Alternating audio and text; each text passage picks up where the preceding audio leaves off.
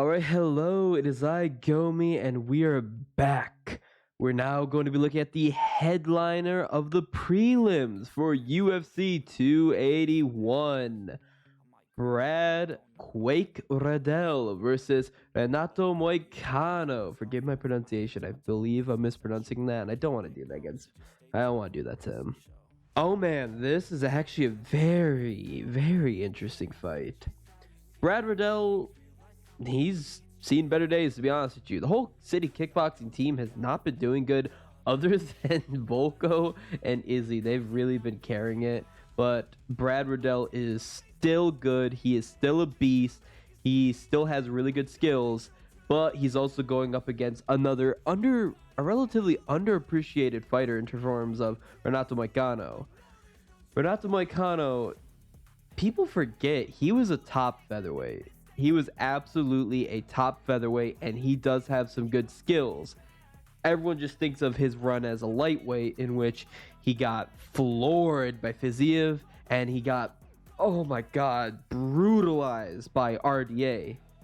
But then again, a lot of people forget RDA is also a beast. Regardless, we're going to be looking at this fight. So first off, this is going to be a lightweight bout between Brad Riddell. Brad Riddell is going to be 31 years of age. He has a record of 10 wins, 3 losses, 5 knockouts, no submissions. He's city kickboxing. They don't do that around here. He is 5'7" in height, fighting an orthodox stance, 71-inch reach disadvantage, 1.85 takedown average, a 37.50 significant strike accuracy. That's surprising that Moicano has a better accuracy. And he's going to be a plus 105 underdog, surprisingly enough.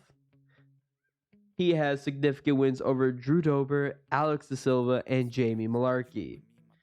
To be honest with you, we're not going to be looking at a lot of those fights because a lot of them are not going to be super relevant. Really, the Dober fight would probably be the most relevant, I guess. And when I say relevant, I mean relevant in the form of who he's fighting in terms of Moicano. Let's look at Renato Moicano. He's going to be 33 years of age, a record of 16 wins, 5 losses, 1 draw. He has no knockouts, not a single TKO or knockout. But he's got 9 submissions. He is a submission guy, which is weird too because I don't find him much of a wrestler, but he is a submission guy. Not saying he doesn't have he doesn't have good wrestling. He is going to be fighting out the orthodox stance, a 72-inch reach advantage. That's going to play a big point. He has a 1.70 takedown average. Again, playing into he's not a huge wrestler by the fact that Brad Riddell has a higher takedown average than he does. But he has a significant strike accuracy of 48.28%, and he is a minus 125 favorite. He has significant wins over Jai Herbert, Cub Swanson, Calvin Kattar, and Jeremy Stevens. So let's get into it. Let's break down the fight. I'm going to start with blue corner just because I tend to always start with blue. Brad Riddell. So he is a part of city kickboxing, and city kickboxing, the thing is they all have really good kickboxing, but they get exploited in other avenues, unfortunately. Some of the benefits and some of the good things to mention about Riddell is Riddell, he has really good boxing. He is definitely a good boxer. He's really good at pressuring fighters behind the jab and then unloading combinations once he gets in close. I could have sworn he is more of an accurate fighter. Again, the list I took off was off ESPN MMA, but the actual UFC website is actually listing him as 54%. So I'm unsure which is the more accurate one, to be honest with you. Perhaps this is only looking at his UFC fights, while ESPN MMA is looking at all of his fights. Unknown. But all I know from a Riddell is he's got good striking. He's really good at hitting people from a distance. He's really good at also getting close and launching off some pretty good combinations. A really good fight to look at would be his Drew Dober fight. Drew Dober is one tough guy. He's got, look at that chin. Look at that chin that man has. Look at it. But yeah, Riddell was cracking him. He was hitting him pretty hard the whole time, essentially. And he unloaded some really good combinations, some good shots to the body and everything. Just a testament to Riddell has really good striking, honestly. That's simple as that. One thing to mention about Moicano is Moicano does not have the best standing game. He's not bad, He has a very good jab. He used that to rip apart Jeremy Stevens, and he used to hurt Club. And he's got really good, not really good, but he's got good leg kicks. Again, how he used to butcher Jeremy Stevens and what he used against Calvin Kattar, because Calvin Kattar has a really high boxing stance. He's very lead leg heavy. Of Renato Moicano's wins, that's probably the closest fighter to mimic of his wins. The actual closer fighter to mimic Brad Riddell, and a common opponent between the two of them, and also who Renato Moicano lost to, RDA, is going to be Rafael Fiziev. Rafael Fiziev fought RDA, Moicano, and Brad Riddell, and he pieced apart each of them, took them apart. The person who did the best against him would probably be RDA, but Riddell actually had some success overall too, but he didn't look right in the fight. He really didn't, and ultimately he got finished. Well, all three of them got finished, because Rafael is a beast. He is absolutely a monster.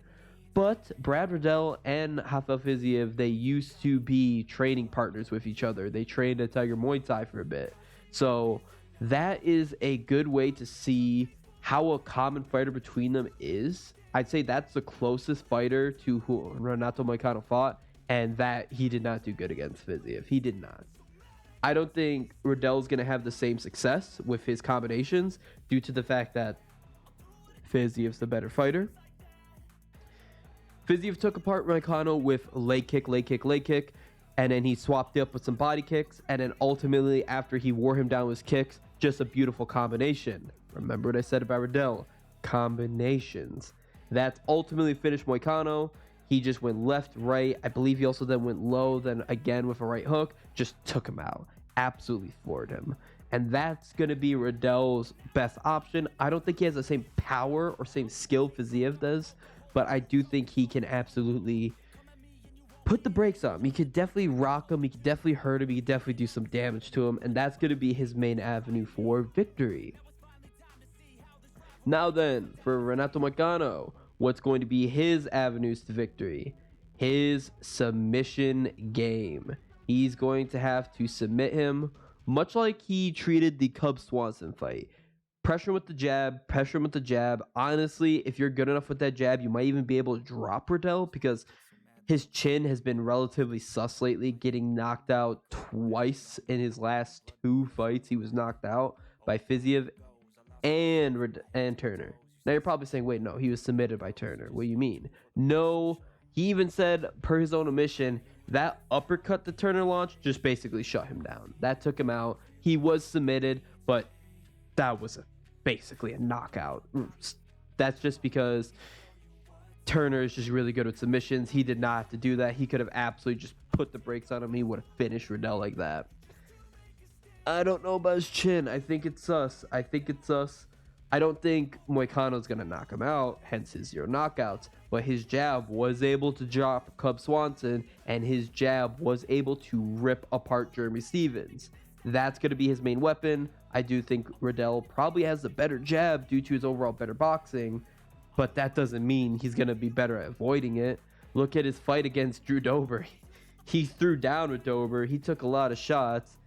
He has a very high amount of significant strikes absorbed. He has poor striking defense. He can get hit. Moicano could put the brakes on him. He could do some damage, drop him, and cinch in that submission. That's a very likely aspect. I think that's what the people looking at the betting odds are really looking at. That's what they're going to be focusing on. And leg kicks. Absolutely. He could throw in some leg kicks. Riddell could take him down. Make no mistake. Riddell could absolutely take down Renato Moicano. And, I mean, he could do some stuff on it. He does have some ground strikes, but it just makes it easier for Moicano to just throw up a triangle from the bottom, or even get something crazy like an arm triangle. We don't know. All I do know is I don't know if Brad Riddell is going to want to take it to the ground. Well, he's really going to want, and he's not going to want to keep it at distance either, because not a huge reach advantage, but a reach advantage paired with that jab, that's going to be a pain for Riddell. Riddell's going to want to keep it up close. He's going to want to go in for clinches, clinch strike. He's going to want to fight like a Muay Thai. Make a Muay Thai fight, kind of like how Rafael Fiziev did. And for Moicano, he's going to want to treat it how he did the Jeremy Stevens or how he treated the Calvin Kattar fight. He's going to want to chew up his lead leg. He's going to want to butcher his lead leg up. And he's going to want to pepper him with the jab. Keep him at the end of his jab and just keep jab, jab, jab. Once he clips him, go in for a takedown. Go in for some submission. That's going to be Moicano's avenues for victory. Ultimately, who am I picking with this one? I'm going to lean towards Moicano. I'm sorry. I just find Riddell's chin sus. I do like Riddell, and make no mistake, I am going to root for Riddell because I like the City Kickboxing team. I like everyone on City Kickboxing, to be honest with you. I'm a fan of Volko. I'm a fan of Izzy. I'm a fan of Hooker. I'm a fan of Riddell.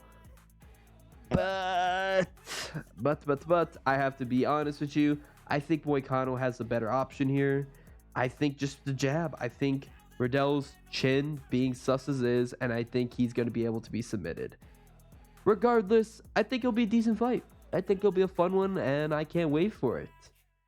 And this has been Gomi. Bye-bye.